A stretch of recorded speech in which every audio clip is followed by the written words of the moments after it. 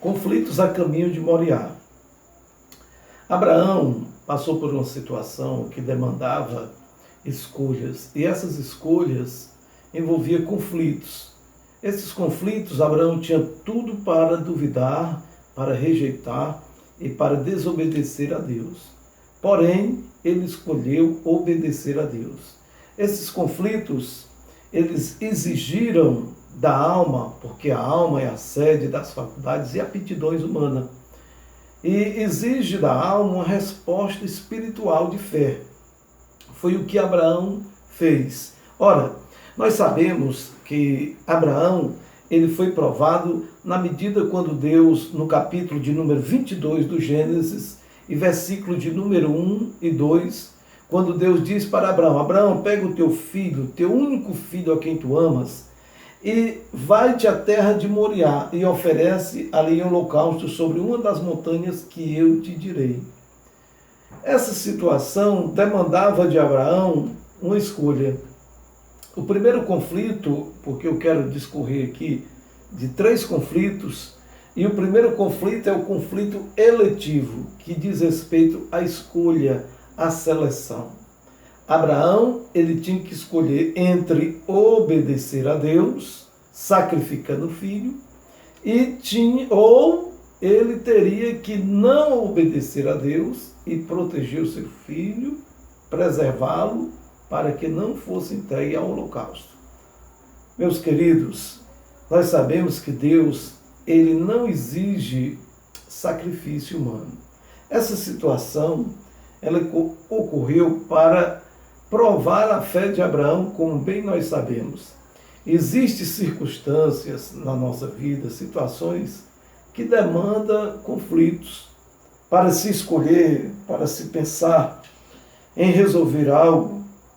É preciso a sede das nossas faculdades e aptidões humanas, que é a alma, agir de forma que traga uma resposta coerente à situação que estamos passando.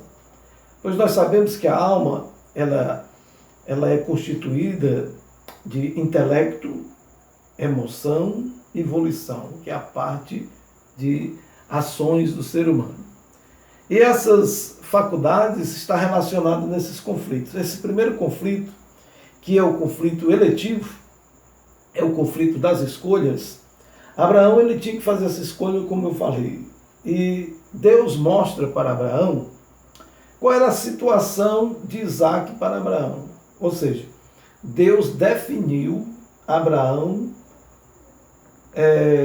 para Isaac. Deus definiu Isaac para Abraão. Como seria Abraão, ou como seria Isaac? Como seria Isaac para Abraão? Ora, Abraão, ele via em Isaac o seu filho perfeito. E Deus fez questão de dizer para Abraão: Abraão, tu pega o teu filho. Isso significa dizer o teu filho, aquele que saiu das entranhas realmente de Abraão e de sua esposa Sara. Não foi de uma serva, não foi de outra mulher, foi de Sara, sua legítima esposa. É como se Deus estivesse dizendo para Abraão: Abraão, Isaac é o teu filho realmente das tuas entranhas e da tua esposa. É o teu filho. E Deus vai mais além quando ele diz assim: o teu único filho. Isso indica que Abraão tinha apenas um filho nessa situação, que vinha das entranhas dele e da sua esposa. E Deus finaliza dizendo: o teu filho a quem tu amas. Abraão amava bastante Isaac. E Deus fez questão de descrever para Abraão: Abraão, esse é o filho a quem tu amas, a quem tu gosta, a quem tu quer bem. E nessa situação conflitante, Abraão tinha tudo para conflitar, para ficar no conflito interno, no pensamento, no intelecto, pois a sua alma tinha que analisar a situação. E essa situação tinha que ser bem analisada, bem pensada. E a alma, que é a sede das faculdades e aptidões humanas, essa parte da alma, a parte do intelecto, ele tinha que rever toda a situação e definir a sua posição, se obedeceria a Deus ou não.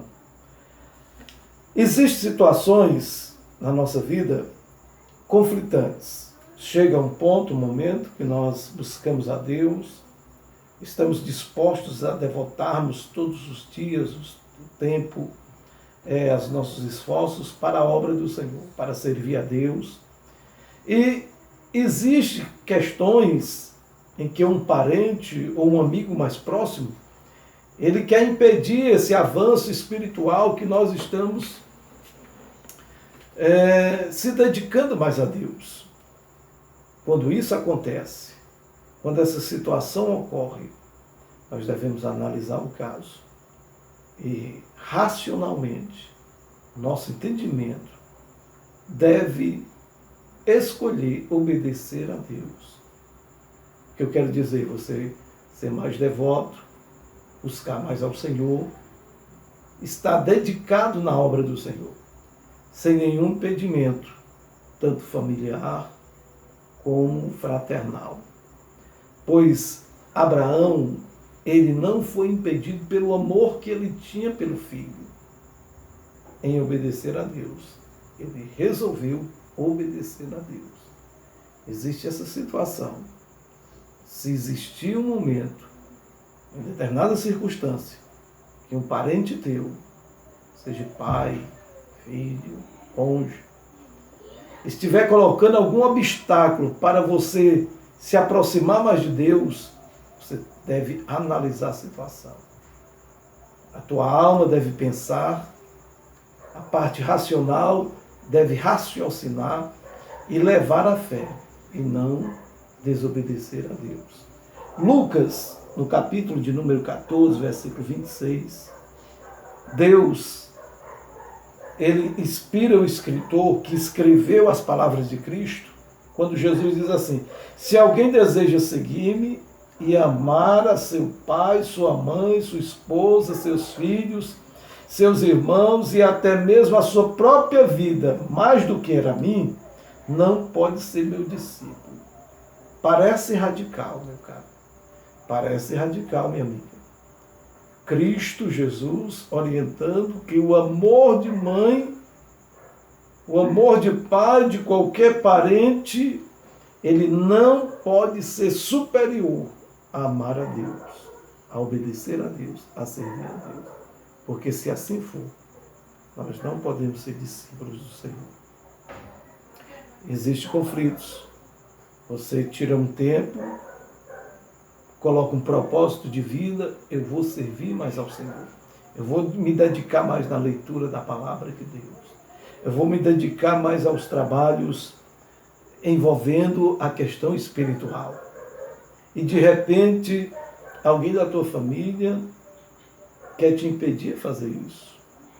É um conflito, mas ou eu vou obedecer a Deus, se dedicando na sua obra, ou eu vou obedecer ao meu parente, ao meu querido irmão.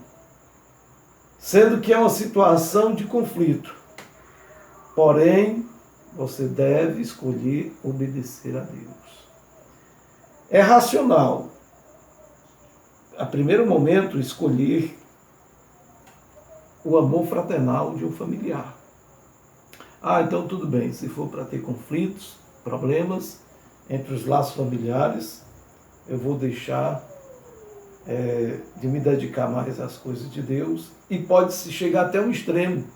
Eu não vou mais para a igreja, eu não vou mais servir ao Senhor. Isso não pode acontecer. Se esse conflito surgir na tua vida, você deve analisar e fazer como Abraão. Você deve obedecer a Deus, elevar a criança, elevar o menino, elevar a tua obediência na prática cristã até o fim.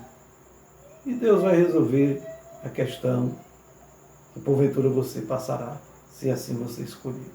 Deus vai resolver.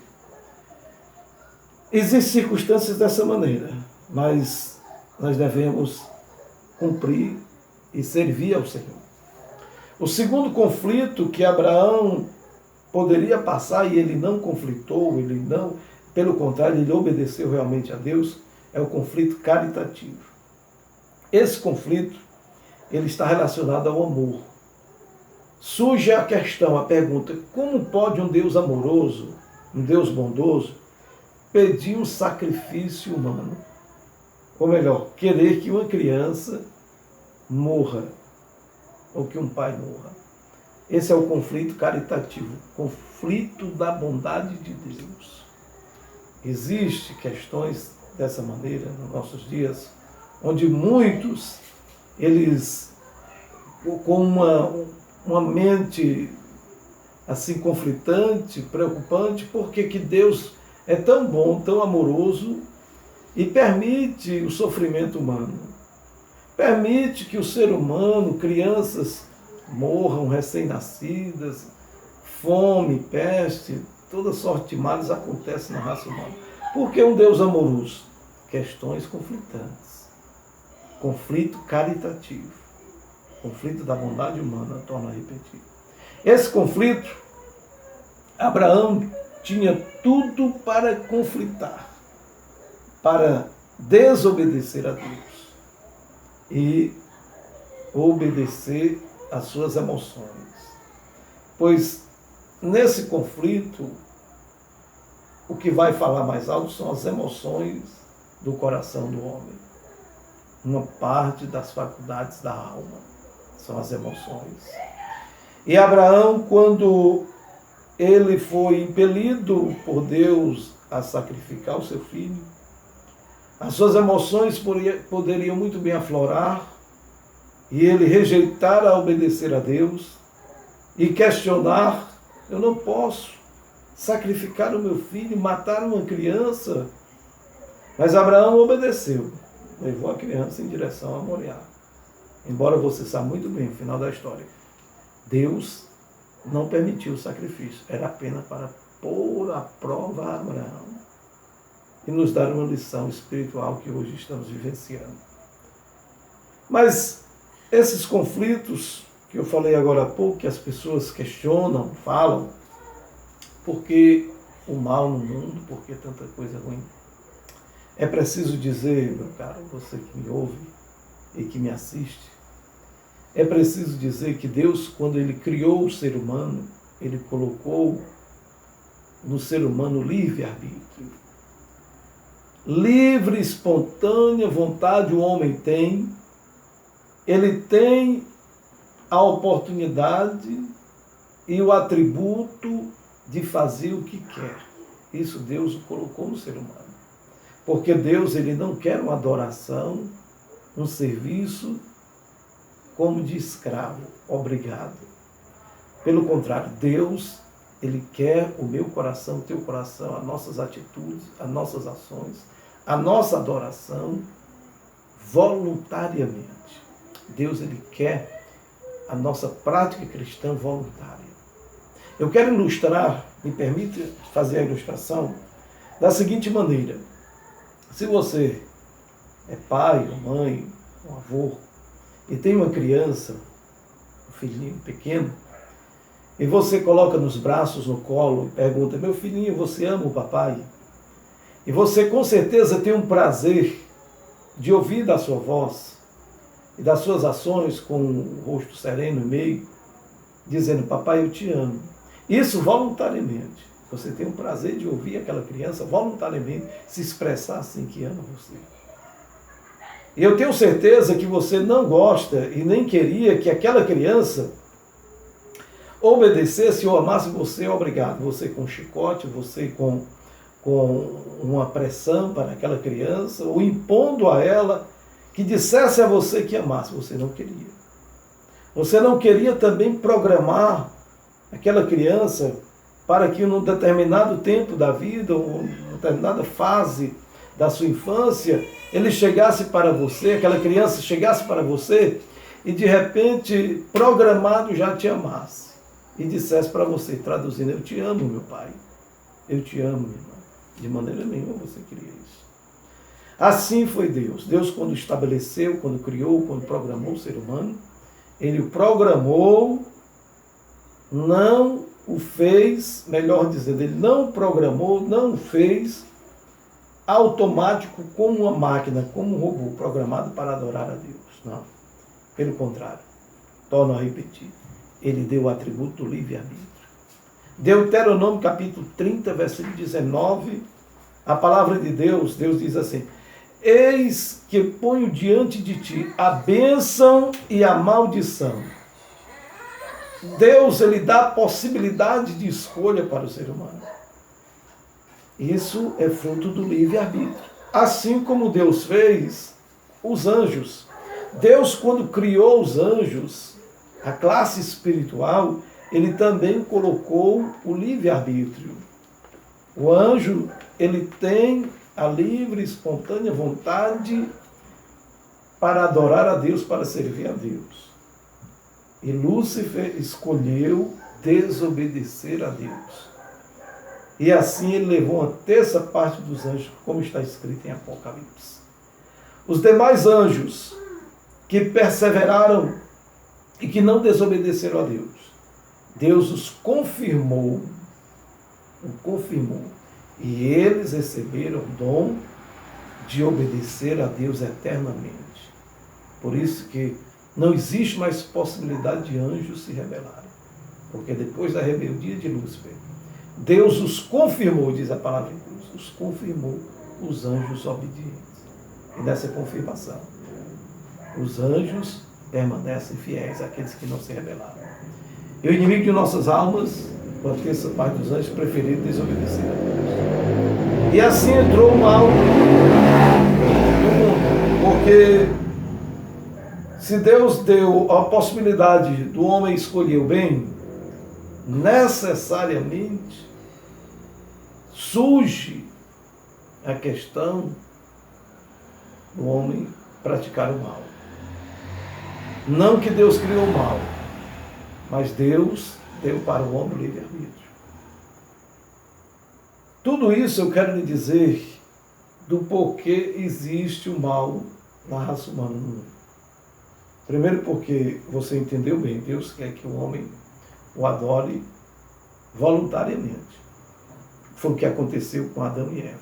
Deus os criou para que ele o adorasse ao Senhor, a ele próprio, voluntariamente. E nessa possibilidade de escolha, Adão e Eva escolheram desobedecer a Deus, infelizmente. Por isso entra o pecado no mundo. E a justiça de Deus não anula o amor de Deus. Deus ama o ser humano como amou Adão e Eva, mas a sua justiça tinha que ser aplicada. Da mesma forma, eu quero ilustrar quando uma criança, um filho teu, ele te desobedece, você não deixa de amar, mas você o corrige. Você o corrige, pois a justiça, a aplicação do castigo não anula o amor. Foi o que Deus fez. Deus aplicou a justiça, não anulando o amor. O amor permaneceu. É tanto que Deus proveu o Salvador para o ser humano. E aí, quando o homem pecou, entra o pecado no mundo. O pecado entra a morte. E assim a justiça de Deus se estende tanto para aplacar a desobediência, entra aí a morte, o sofrimento, a terra é afetada, o homem é afetado, e assim aconteceu o que o pecado entrou no mundo. Outra questão são as decisões humanas. Por que existe o mal, os problemas? E as pessoas são levadas a ter conflitos devido a essas situações. São as decisões humanas. Muitos decidem, fazem ações e causam consequências desastrosas. Ezequiel 18:20. A alma que pecar, essa morrerá. Outro problema do mal no mundo são as próprias ações humanas. Se o cidadão ele faz ações, pratica ações negativas, isso vai gerar problemas negativos na sua vida. Existem também problemas que são decorrentes de ações, de tomada de decisões erradas. E com isso gera o caos, gera o mal, porque foi decisões tomadas erradas. E assim entrou o pecado no mundo, os conflitos, mas Abraão, ele não viu apenas o Deus bondoso e amoroso, mas um Deus que cuidava dele. E Abraão, ele tinha convicção de que tudo aquilo ia se desenrolar no maior bem possível para ele e seu filho. Pois Abraão, ele não conflitou, ele não questionou. Pelo contrário, ele obedeceu. É o que nós devemos fazer. Você passa por alguma prova, por alguma dificuldade, seja de ordem financeira, espiritual, emocional, ou mesmo problemas de enfermidades, não culpe a Deus. Não murmure. Pelo contrário, descansa no Senhor. Pois esses problemas, eles surgem da nossa vida para que possamos aperfeiçoar a nossa fé. Não questione, não murmure de Deus, pois Deus é amoroso, Deus é bondoso. Mas muitos problemas que passamos é Deus provando a nossa fé. 1 de Pedro, no capítulo 1, versículo 7, especialmente no versículo de número 7, a palavra de Deus diz, quando Pedro enfatiza para que a prova da vossa fé, muito mais preciosa do que o ouro que perece, é provada pelo fogo. É necessário que passamos por várias provações, mas isso é para provar a nossa fé. Se você está passando por alguma provação, é para você ser aperfeiçoado na fé. Por isso, permaneça firme. O mesmo caminho que você está trilhando das provações, das tribulações, esse mesmo caminho vai te levar para o caminho da bênção e da provisão de Deus. Deus vai prover para ti o escape. Creia somente e grave bem isso. O mesmo caminho que você está trilhando, caminho de provas e provações, é o mesmo caminho que vai te levar para a bênção. Assim como foi Abraão. Abraão trilhou o caminho de Moriá, um caminho conflitante. Ele tinha tudo para conflitar, mas não conflitou. No final dessa caminhada, no Moriá, Deus proveu para si um cordeiro e não foi preciso sacrificar a Isaac. Da mesma forma é contigo. Glória ao nome do Senhor. Louvado seja Deus. Terceiro conflito, conflito negativo. Esse conflito, Isaac morto, todas as promessas seriam canceladas. É o conflito negativo. Isaac morto, concerto quebrado.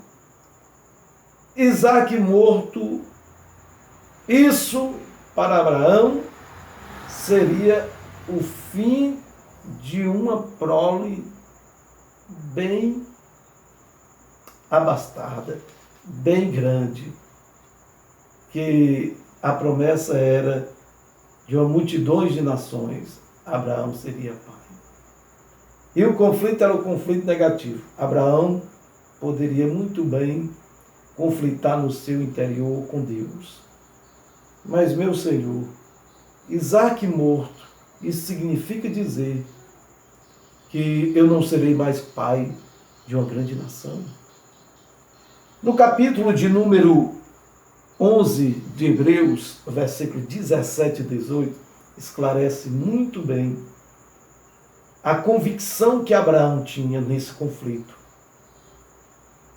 Se você está passando por um problema, uma circunstância, e essas circunstâncias de provações, talvez tu tenha perdido alguma coisa. Perdido um bem, o teu recurso financeiro está esgotando, é uma prova severa que você está passando. Mas eu quero te dizer que não conflite, não ache e nem pense que esse momento da provação que você está passando, ele seja o momento das anulações, o momento das percas, que tudo vai acabar, que tudo vai ter, não vai ter mais solução. Não. As provações momentâneas, eu quero te dizer que as provações momentâneas que você passa, eu passo, que nós passamos, essas provações, elas não anulam a promessa de Deus. Grave bem isso. As provações momentâneas não anulam as promessas de Deus. Abraão, no capítulo de número 11 de Hebreus, o versículo 17, ele ofereceu a Isaac quando foi provado. Olha só, ele ofereceu a Isaac, mesmo, olha o que a palavra de Deus diz em Hebreus 11, 17 a 18. Sendo-lhe dito, em Isaac será chamada a tua descendência. Mesmo Abraão sabendo que Isaac seria chamado a tua descendência, mesmo assim, Abraão continuou levando para o sacrifício. Essa parte da alma é a parte volitiva, é onde a alma realmente age. Ela não fica estática, parada. Você está passando por prova, por dificuldades? Já perdeu algo nessa caminhada de provações? Não pare pelo caminho. Continue firme. Continue perseverando e faça como Abraão, mesmo sabendo que você recebeu promessas, que você recebeu profecias, que você recebeu a palavra de Deus que ia ser próspero, mas está dando tudo errado. Mesmo Abraão sabendo que tinha dito que Isaac seria chamado a tua descendência, Abraão considerou uma coisa. Considerou que Deus era poderoso para até dentre os mortos ressuscitar. Veja só a fé de Abraão onde estava baseada. No grande poder de Deus. Abraão não murmurou. Abraão, quero repetir mais uma vez, Abraão não murmurou, Abraão não conflitou, Abraão obedeceu, porque ele via que Deus era poderoso. Se porventura Isaac fosse sacrificado, Deus o tornaria Isaac novamente. A vida ressuscitava ele para cumprir as promessas. Louvado seja o nome do Senhor. Olha, meu caro, se você está passando por essas provações, está conflitando, poxa vida, todas aquelas promessas não vão acontecer, eu estou padecendo, mas Deus, ele tem poder para ressuscitar sonhos, para ressuscitar projetos, para ressuscitar, estabelecer e confirmar as promessas que Deus prometeu para ti, pois ele tem poder que até dos mortos ressuscitar. Ele ressuscita. Se porventura você perder alguma coisa nessa jornada de provações, Deus restabelecerá. Ele restaurará. Ele te dará em dobro, em triplo, seja como for. Ele te abençoará. Basta tão somente crer e confiar. Não conflite. Não murmure. A questão é obedecer. Pratique. Continue firme nas provações, porque no final Deus te abençoará. Em Cristo Jesus nosso Senhor. Receba essa palavra, confie em Deus. Em nome de Jesus, Deus te abençoará. No final da prova tem a bênção. Na jornada em direção a Moriá, lá no final, Deus proverá todas as coisas de boa para ti. Em nome de Jesus. Amém.